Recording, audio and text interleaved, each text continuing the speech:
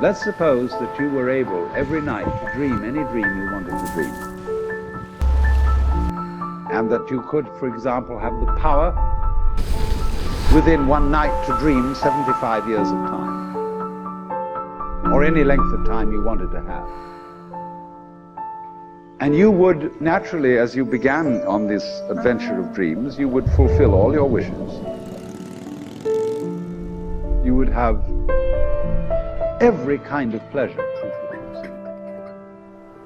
And after several nights of 75 years of total pleasure each, you would say, well, that was pretty great. But now let's have a surprise. Let's have a dream which isn't under control. Well, something is going to happen to me that I don't know what it's going to be.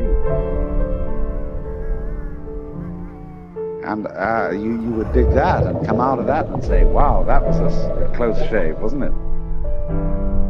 Then you would get more and more adventurous, and you would make further and further out gambles as to what you would dream.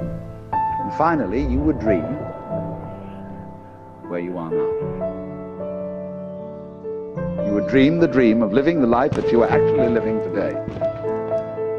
That would be within the infinite multiplicity of choices you would have, of playing that you weren't God.